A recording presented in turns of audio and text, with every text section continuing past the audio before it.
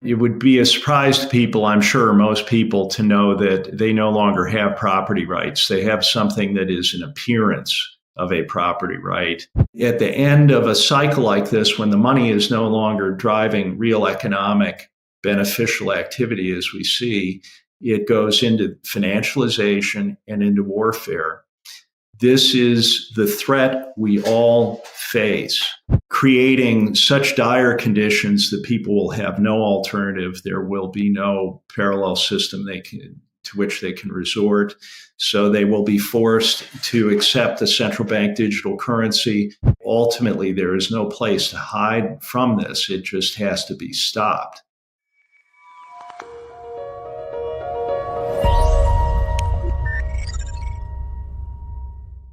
Hi everybody, my name is Paul Buitink and welcome to a brand new episode of Reinvent Money, sponsored by Dutch precious metals broker Holland Gold. I'm honored to welcome today's guest to the show, Ντέιβ Ρότζερς. He wrote a groundbreaking book in May of last year that is freely available online and which sends shockwaves around the world. It's called The Great Taking and I urge you to read it if you haven't done so. Ντέiβ is a former hedge fund manager who one day had a near-death experience which led him to write this book, which describes how our system is legally set up in such a way that we could all lose our financial properties like stocks and bonds the moment the financial system blows up. Hi, David. Welcome to the podcast. Thank you for having me, Paul.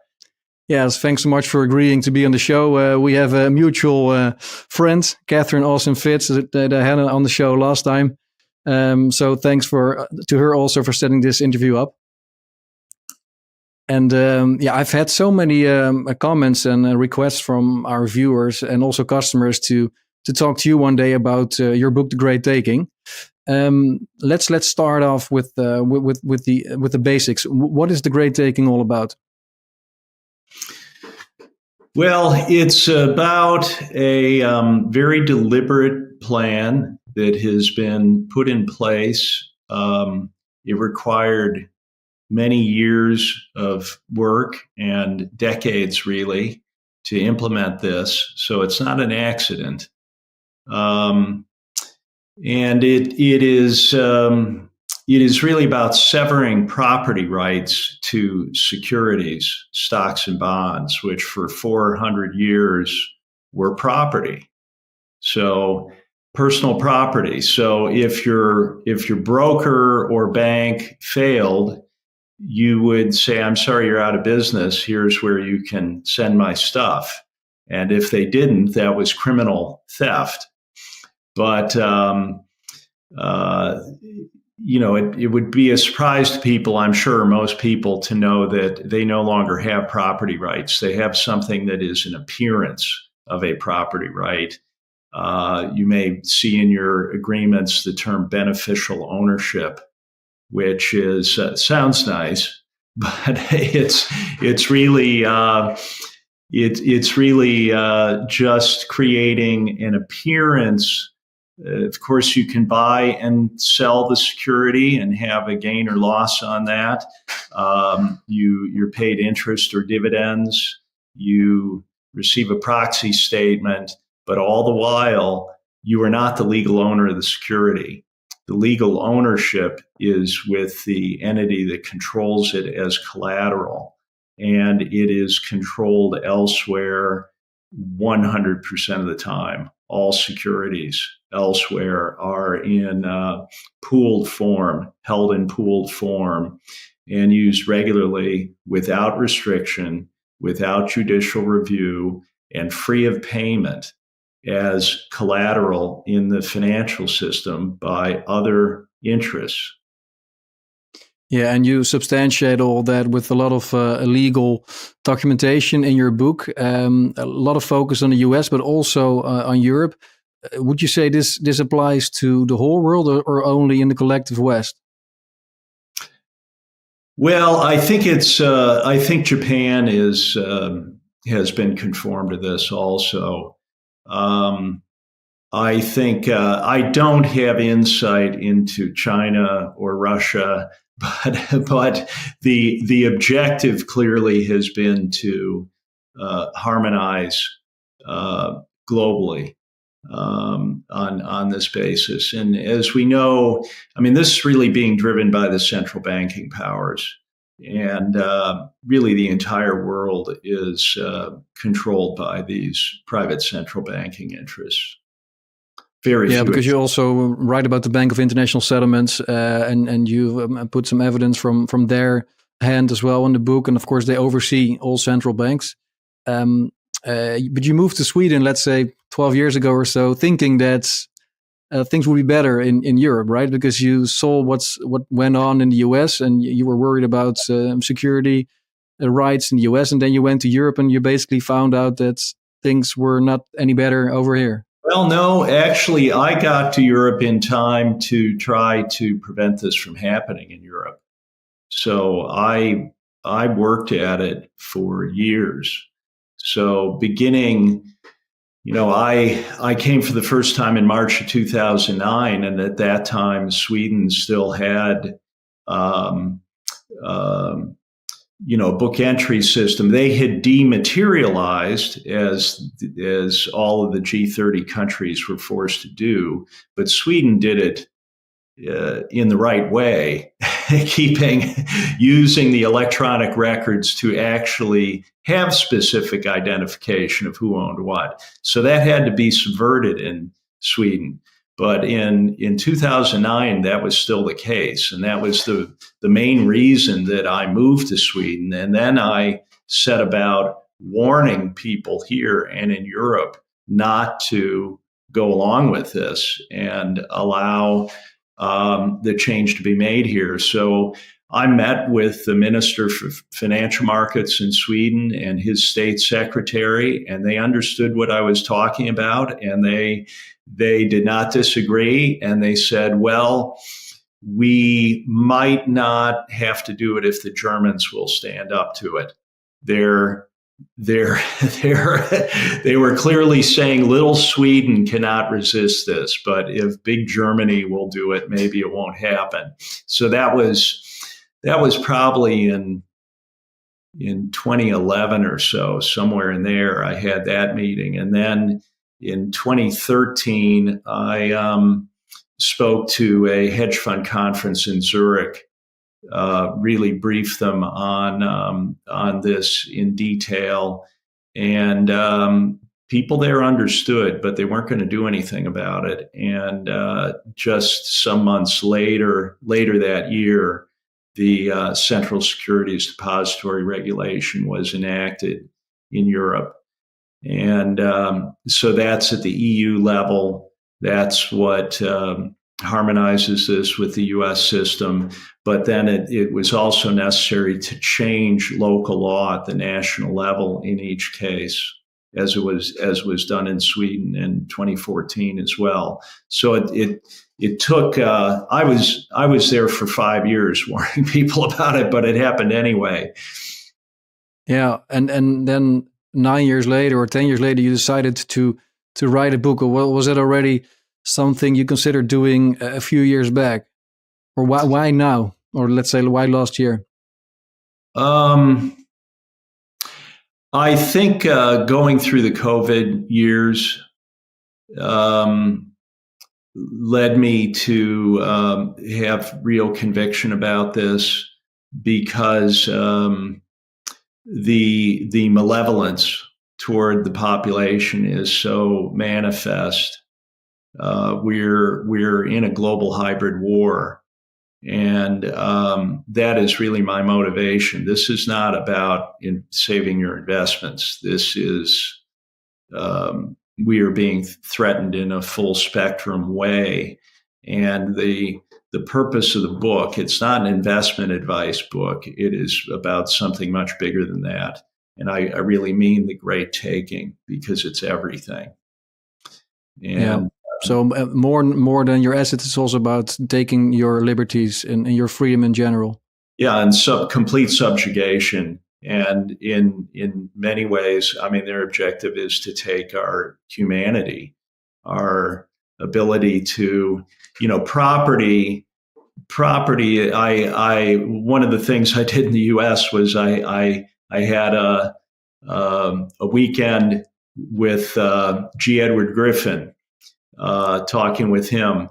And he said that property is deep in not just in humans as an important thing for humans, but it seems to have its roots in animals as well, and it's deep. So the property relates to nesting. It's in birds and other types of it's having a territory, having a place, and it's related to the ability to reproduce, to have the stability to reproduce. So if property is taken away, it is crushing to people. Yeah, it's the essence of life, indeed. And when you talk about they, that of course the $1 million question is always, who are they? Who are the architects, as you refer to them in the book? Could you be more specific about it, or is it also difficult for you to understand who's behind the curtain? Well, no. The clearly the center of this is the people who control the private central banks. So it's the people behind certainly the Federal Reserve System. This has been the entities involved. The Fed is certainly involved. The Bank for International Settlements, the Bank of England is kind of the forerunner of all of this. So it's these are the people that really control and have these long-range plans, and everybody else works for that money power, which has its roots going back to the creation of the Federal Reserve, but then even before that, the Bank of England. And what about, for example, the Dutch Central Bank? I live in Holland. They are owned by the state. You say all the central banks are privately owned. Is it then more about control instead of actual ownership? Could you elaborate on that? Surprised if they are owned by the state. I think it's probably an appearance of ownership, as is the case in Russia as well. That's why, after the USSR was collapsed, the central bank in Russia was reconstituted. It has an appearance of being a state bank. In other words, the building is owned by the state, but there are other interests that actually control the bank, and even the Russian central bank is a member of the BIS. Yeah, that's true. And so, what is the whole purpose then of? I understand why at some point, of course, all these paper administrations were digitized because it made trade easier. So I guess there's a benefit also, of course, for everyone involved, also private owners or like small guys like ourselves. And at some point, they started pooling all the assets and all the collateral, and they started setting up these central and international depositories.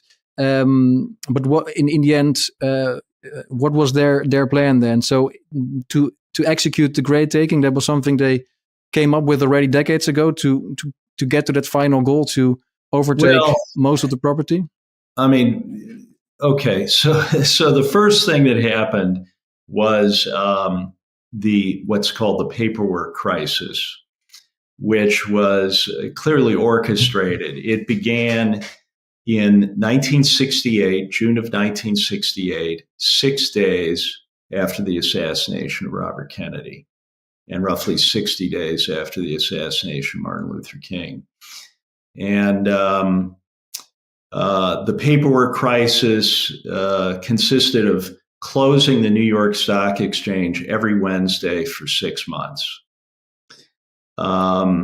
They paid the brokers bonuses to keep them happy through this period of time. And at the end of the year, it just stopped. But it was used as a rationale for creating the Depository Trust Corp. Now, what happened there? There's a guy named Robert Denser, who is, has written in his own memoir about this. He's done interviews about it, and he makes no secret about it. He was a career CIA guy. He started with the CIA out of college. The CIA arranged his draft deferment, and he worked in Europe,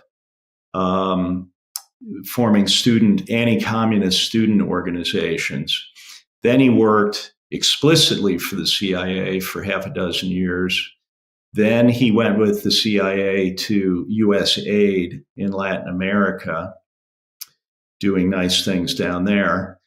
And then he says in his memoir that following the assassinations, his interest shifted back to the U.S. It's interesting that he links it to the assassinations. And then he comes back, and mysteriously he is appointed superintendent of banks in New York State, having never worked in business or finance or banking. So he's superintendent of banks, and from that position, he is made the CEO, or named the CEO of the to-be-formed Depository Trust Corp, which would hold all the dematerialized securities. So this is a CIA operation, which did not actually begin until, I believe it was 1973. So 5 years after the paperwork crisis, they started. Somehow everything worked just fine for 5 years after the rationale for starting it. Then there was no significant dematerialization until the 1980s. So for like 10 or 15 years after the paperwork crisis. So things were working just fine with paper certificates, especially with computerization. But what that really, the dematerialization is a necessary precondition for severing the property rights. With a paper certificate, there's a bright line in terms of control. Control is a key concept for taking property into bankruptcy. So there is a bright line. If you delivered your certificate into a broker and put it in your margin account so that you could lever against it, then you would clearly pass control. You had signed an agreement to allow the securities firm to use it. But when all securities are pooled in this way, they are always controlled by the ownership of those is controlled elsewhere, at least after if you don't have specific identification. You see, Sweden was identified as a problem because Sweden implemented it in a way to assure that people had property rights to their securities, even though they were dematerialized. Yeah. And then even the Swedes decide to give in.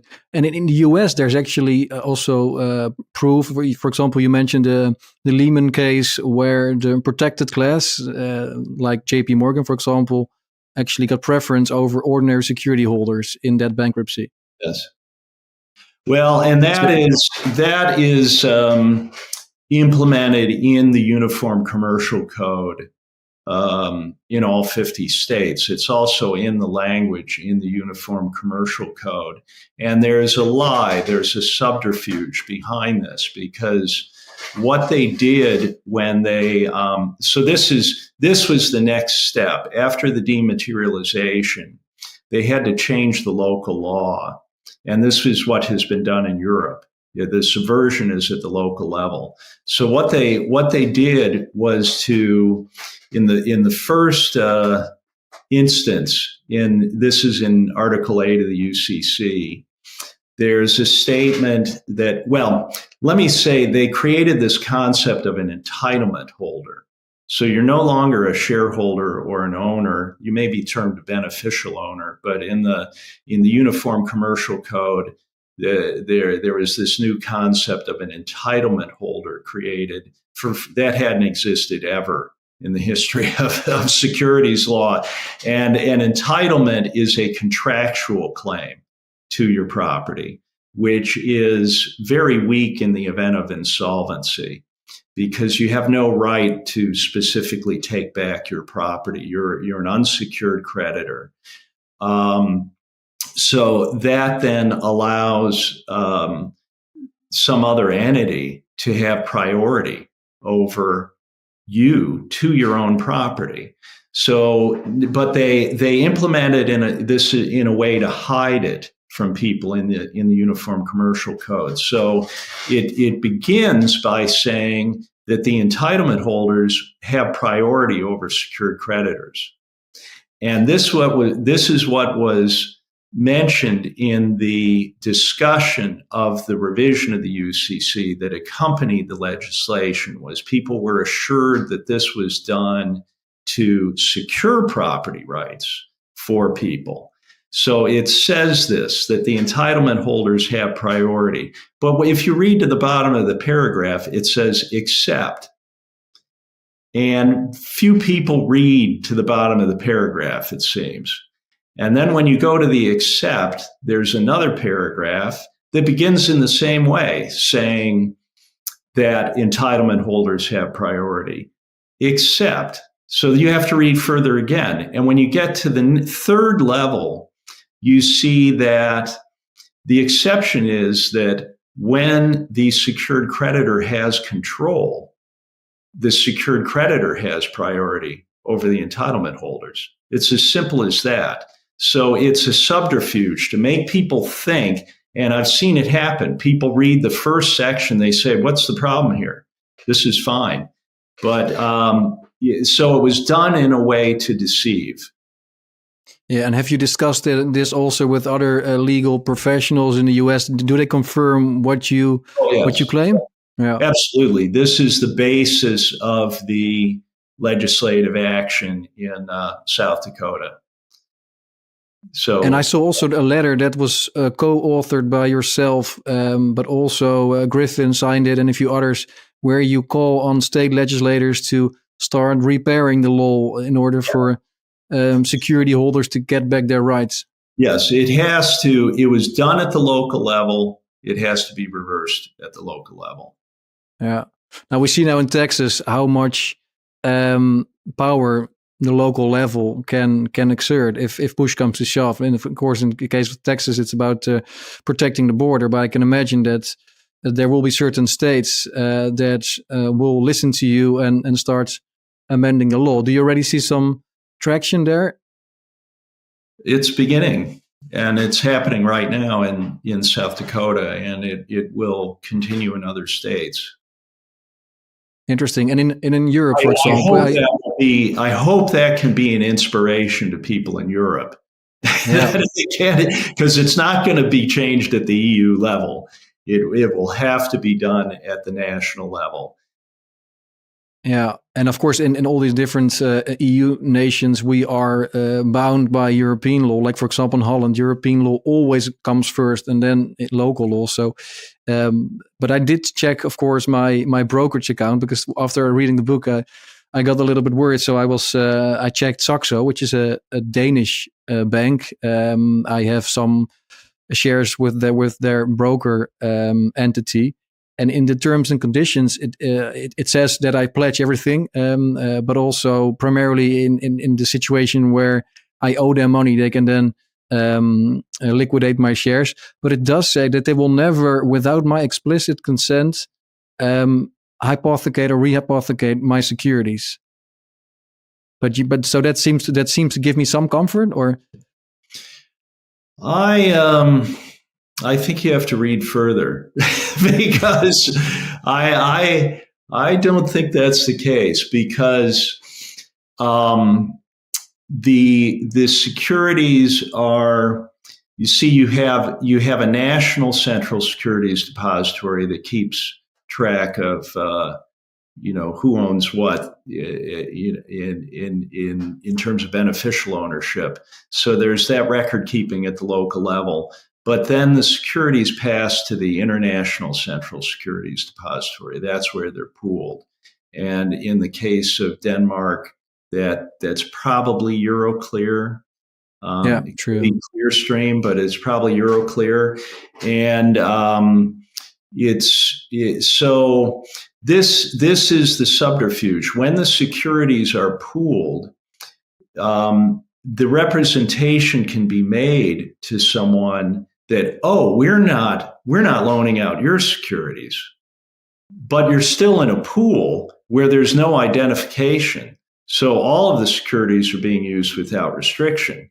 So this is how it has worked in duping institutional investors. They're told that, oh, well, your account is segregated, and you maybe you'll pay us more for custody because we've told you what you wanted to hear. But because the key thing here is this Federal Reserve response to the legal certainty group in Europe, which is a very hugely important, historically important document, because it's a primary source document that is absolutely irrefutable, and you can't have any authority higher than the lawyers of the New York Federal Reserve explaining how this works. And they explain that even segregated, say, have it in quotations, quote unquote, segregated accounts are subject to the same thing. They're entitled to only a pro rata share of what remains in the pool after the secured creditors take what they are able to take. Yeah. Yeah, there's this huge shortage of collateral, apparently. There's not enough collateral to underpin this gigantic derivatives complex that we build upon on top of our financial system. We have in Holland a lawyer called Hester Bies who wrote a book, Worst Bank Scenario. She also now published it in English. Maybe you've heard of her, but otherwise I'm happy to connect you guys. But she's also been investigating primarily the Dutch financial system, but also more and more the European financial system. And she also has come to the conclusion that there's this massive shortage of collateral that is about to, at some point, it will then implode, and it will be like a game of musical chairs where there's just not enough chairs when everything falls down. Well, I think that's by design. This creating this structure, this plan to sever the property rights so that these vast pools could be used without restriction. This is what has enabled the derivatives bubble. It's no coincidence that at the time that this was being enabled, essentially made legal, quote unquote legal, the derivatives complex began its hyperbolic growth at that time. So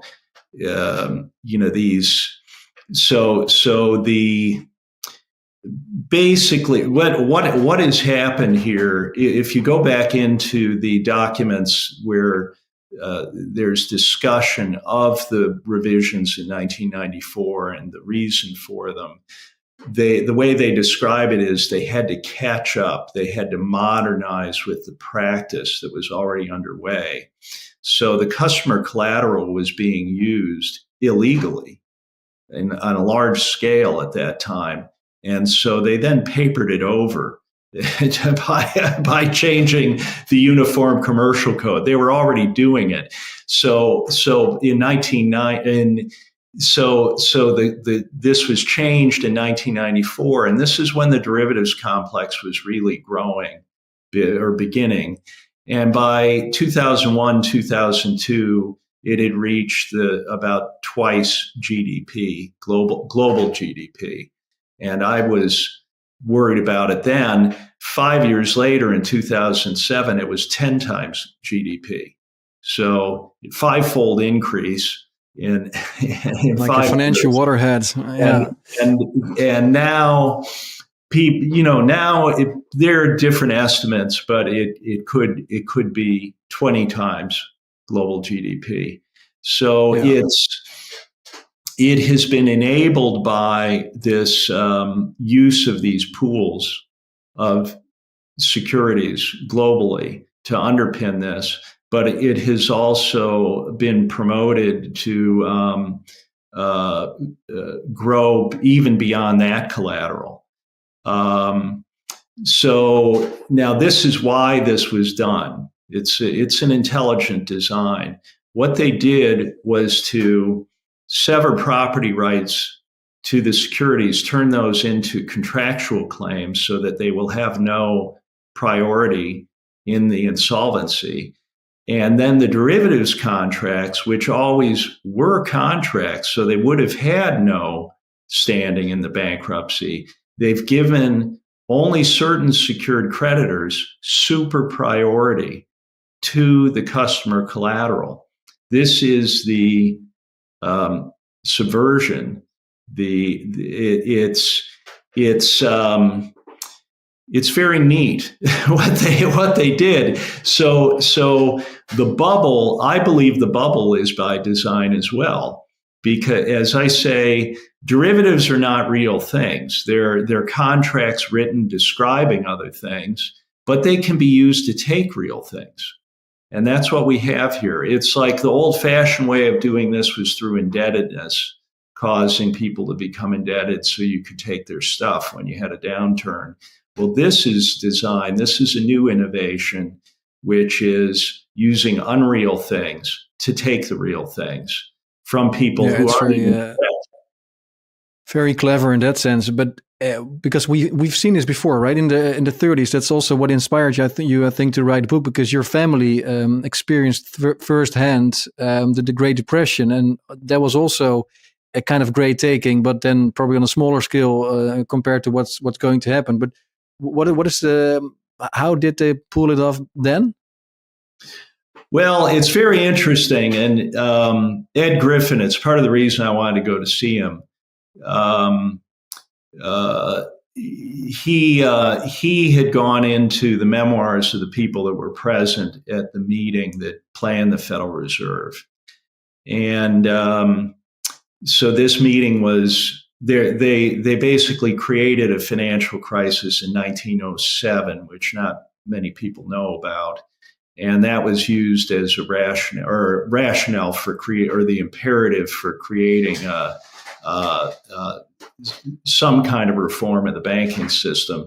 So this group met in 1910, and from the memoirs, which I haven't reviewed, but he has, their main concern of the people in this banking cartel, that's what it was, their main concern was that the bulk of the growth in banking was outside their control. It was independent banks in the West and the South of the United States, and that industry in the United States was doing so well, it was self-financing, did not need their credit.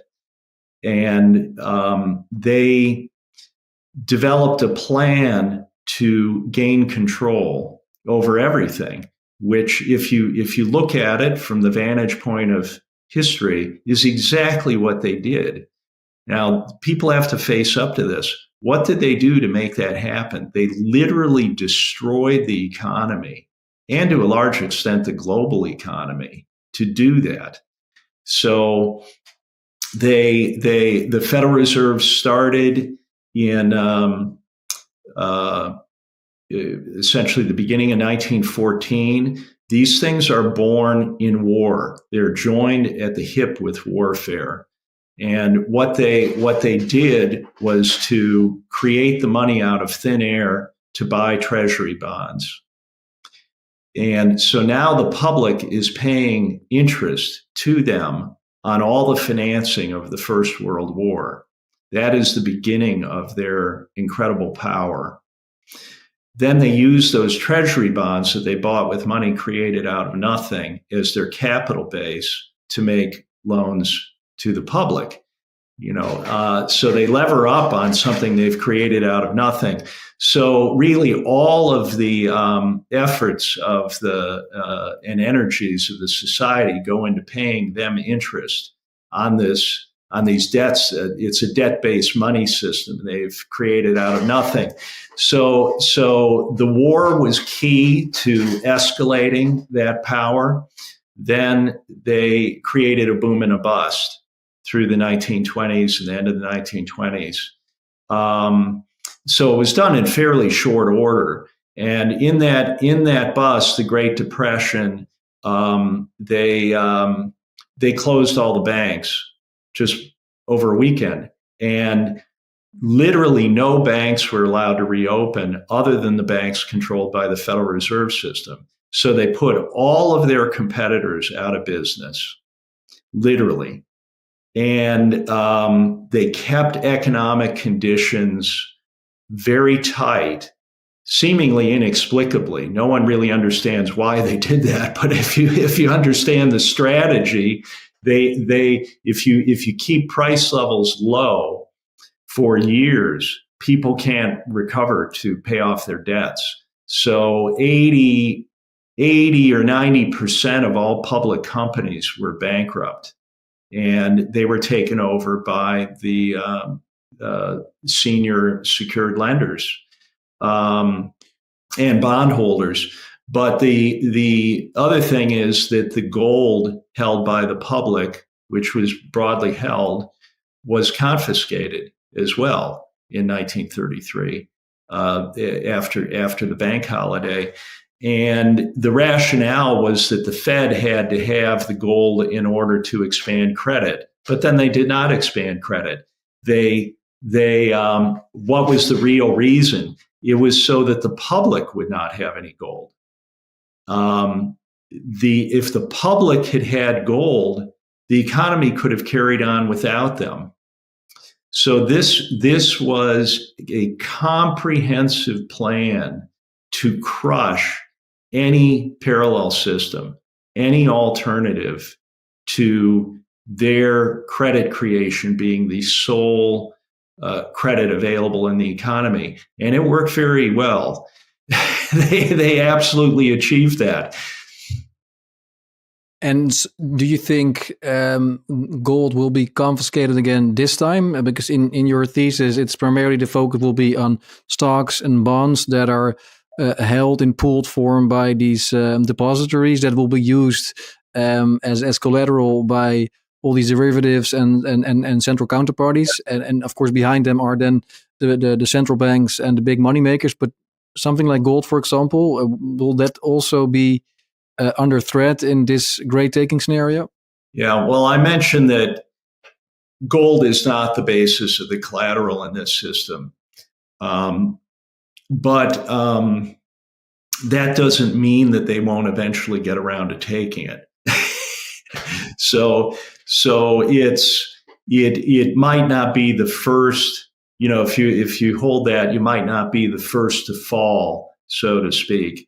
But if they are able to consolidate complete control through this, they do not want there to be any alternative to their money creation, their credit creation.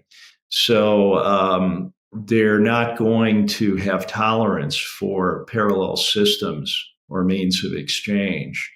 And that's why ultimately there is no place to hide from this. It just has to be stopped. Yeah, and because that would apply then also to crypto, for example, Bitcoin, stuff like alternative assets like that as well. Yeah. Yeah, and then another similarity with the years that you described at the start of the previous century. Now, of course, there's also a lot of warfare going on. So we already see a lot of calls in Europe for a war machine. We need to build a war economy. We have to be all very afraid of this big war coming up. In Holland, for example, there's this emergency law from 1978 that would allow the government to confiscate our assets in order to for example, to finance itself in case of emergency. What do you think will be the pretext or the trigger for the great taking to take place? Is it something like the war we are currently seeing, or is it something else? Perhaps climate, or maybe interest rates that will skyrocket at some point? Or yeah, well, I think the interest rate reversal has already resulted in many tens of trillions of dollars of losses that are being hidden right now. The scale is mind-boggling. So we're very close to something happening just because of that. But the system is being propped up for the time being. As you probably observe, we're in a global hybrid war. This is a full spectrum thing with psychological operations and threats of all kinds coming at people. The way I explain this is that their money creation, creating money out of nothing, is an awesome power to begin with, and when you have a finite money system and you begin creating money out of thin air, that money has a very high velocity. In other words, projects are done that wouldn't have been done otherwise, and that money gets turned over many times. So it's a high multiplier on that created money, and it goes into real things. It may actually do good, and it may be in the real economy, but a point is reached of exhaustion in that. And the global system was reaching that after the Asian financial crisis in the late 90s. This is the point where the money creation by central banks went to being a high multiple of any economic growth that was occurring. So I was studying that at that time and aware that this meant that we were in an end stage phenomena for this. But it's such a big geopolitical event that it takes decades to play out. It's not a couple of years.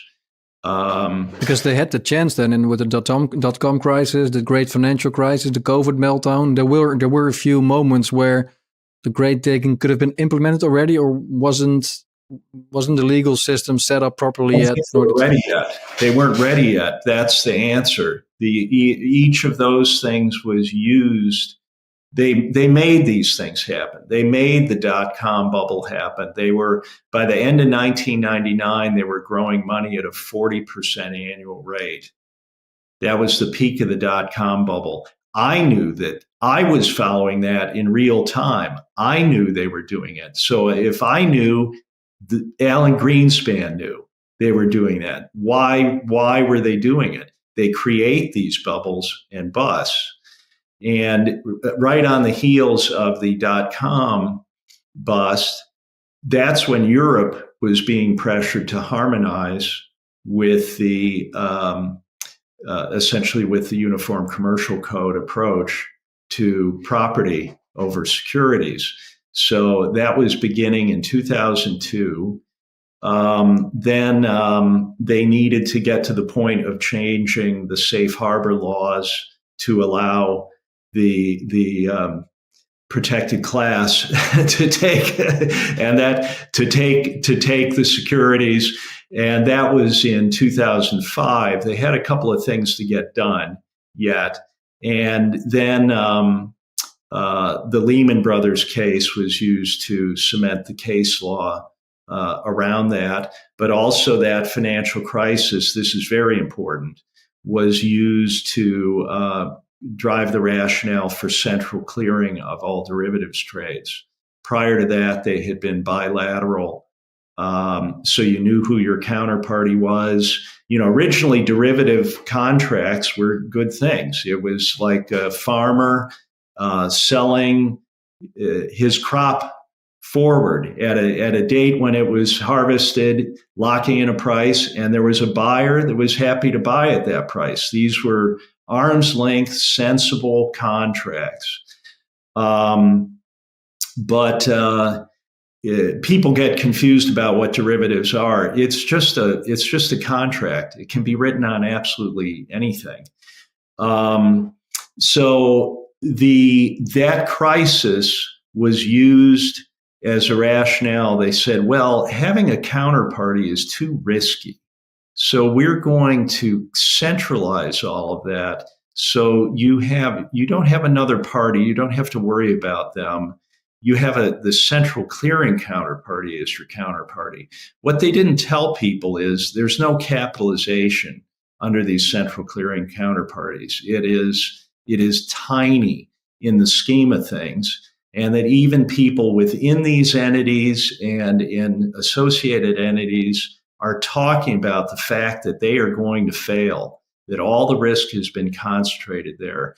And that is the end game of this. It's an integral part of the design. So when you say, why did it take so long? Well, they had some stuff to get done first. They had a checklist. They needed to establish these central clearing counterparties. So the great financial crisis was used to do that.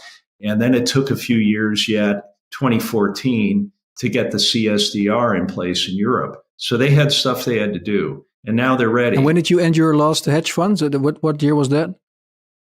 When you stopped with your I wound up my hedge funds in 2005. What was the name of your last one? It was the end of 2004. I stopped the end of 2004. Oh, nice. And what was the name of your last venture? It was called Verus, Verus. Nice. So it was the same strategy I had used before, but let's say the last couple of years I was doing it was not fun, because what happened was when I was managing through the dot-com bubble and bust, I was monitoring the M3 money supply figures released by the New York Fed, and or it may have been the St. Louis Fed data, but it was reflecting the open market operations of the New York Fed. And so I could see the rate of growth in money. And I was the only person doing this, it seems. And I could see money was always growing, but you could see week by week whether it was accelerating or decelerating, the rate of growth. And that allowed me to know, okay, they're stepping on the pedal here.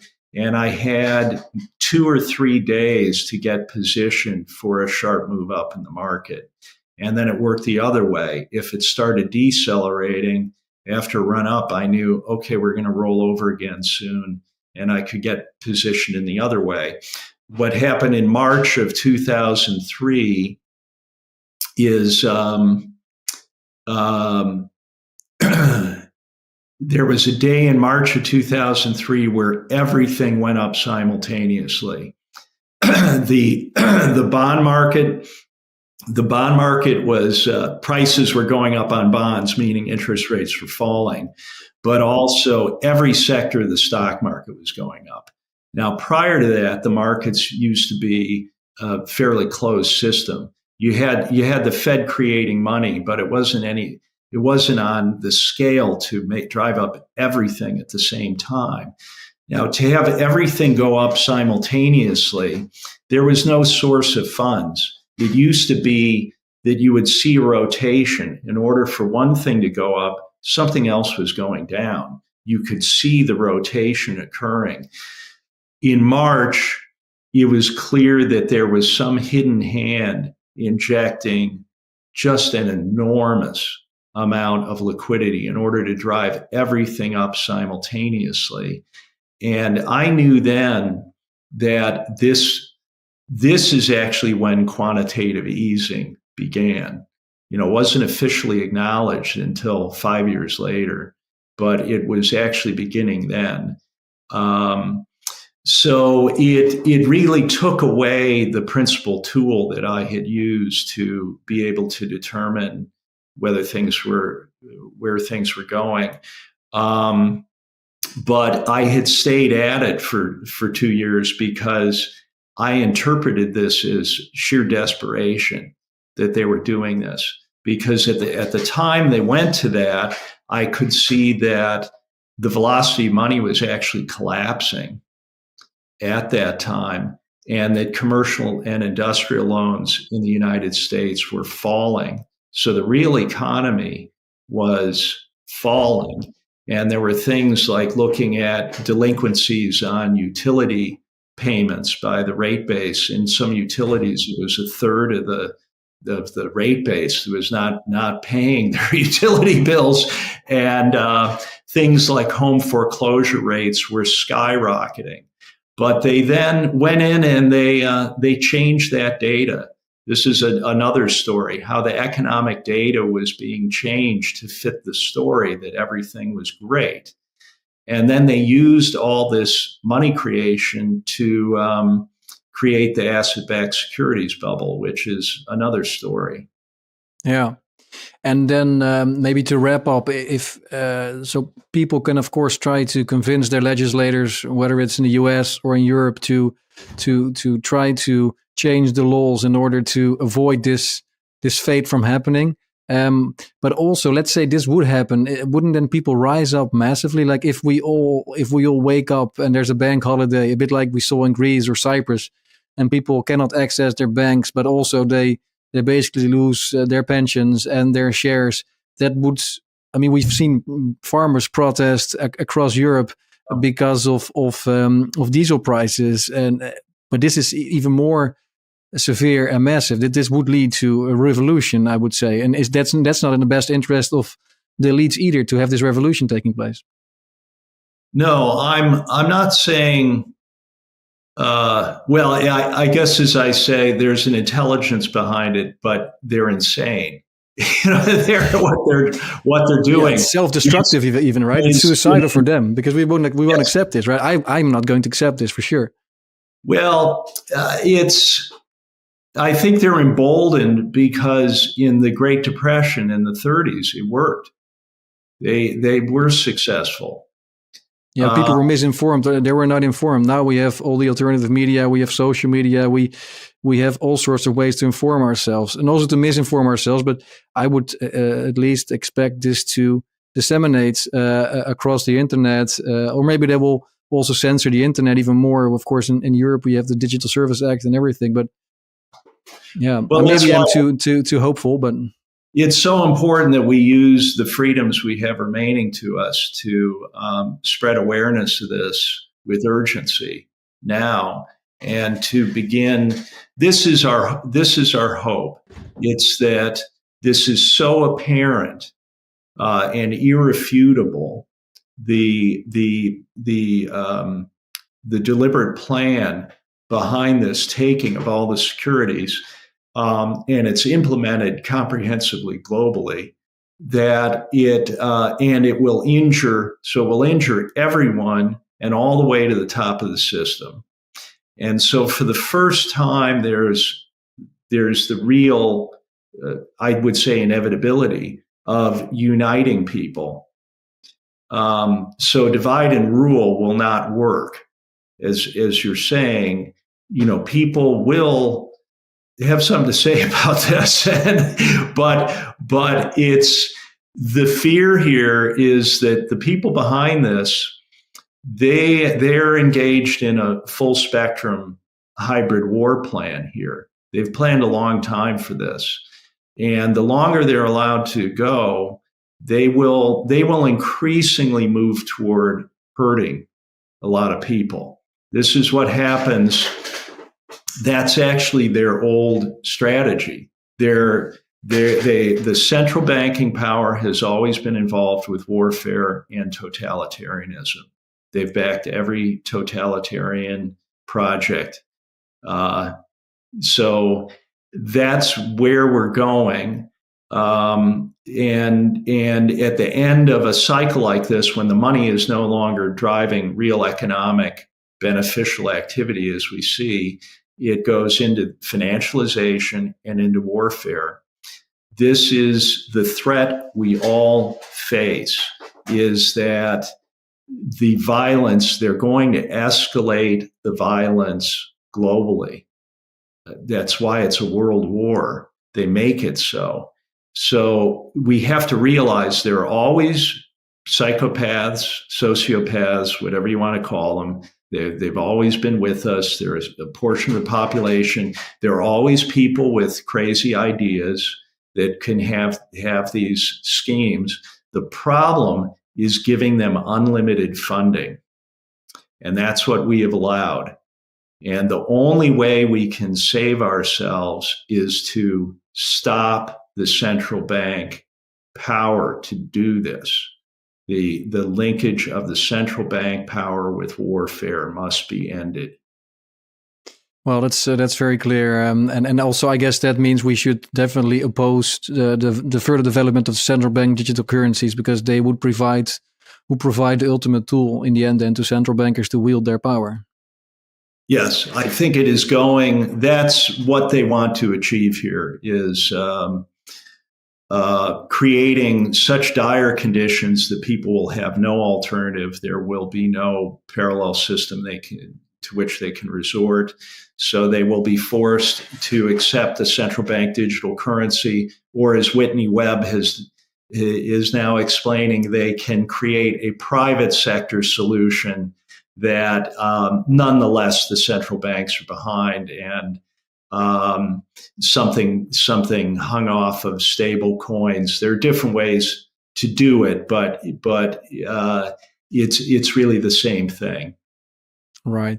And maybe a final word of advice from you, David, for our listeners. So apart from that, they should try to make a legislative change happen. What can someone else do, like personally, in order to either avert this fate or prepare for it or hedge himself? Well, I'm very careful about that, because obviously we should get out of debt. If we can do that, sell things and pay off all debts. But there are lots of people that aren't going to be able to do that. And so I have compassion for those people. And I want to say, don't do anything that will destroy your happiness and your marriage and the happiness of your children. We will get through this. You have lots of neighbors who are all in debt. We will. The important thing is to look after your physical reality over this period of time. You can't eat Bitcoin. You can't eat gold. You want to have a pantry with supplies. If you can produce food, we can see that they're going after the food supply. If you can produce food, that's a good thing to do. So we know there are going to be disruptions. We're in a war. You can see it already. So it's but ultimately the world is benevolent. The real world is benevolent. If they work at this stuff, they work at what they're doing in the financial system, and they work to create wars. And if that just stopped, everything gets better right away. I'm looking forward to that, David. Thanks so much for being on the show. People can read the book when they go to thegreattaking.com. And of course, they should also watch the documentary that you made out of the book. I really urge people to read everything and also try to refute, of course, everything that David says is important. Look everything up, but it's completely substantiated with all sorts of legal material as well. So thanks so much, David, for the work you've done, and you've provided it for free, so the whole world can read it. Let's do it again in the future. If you're ever in Holland, let me know, and we can also do a studio recording like I did with Catherine. It would be nice. Thank you, Paul. Enjoyed Thanks so much, David.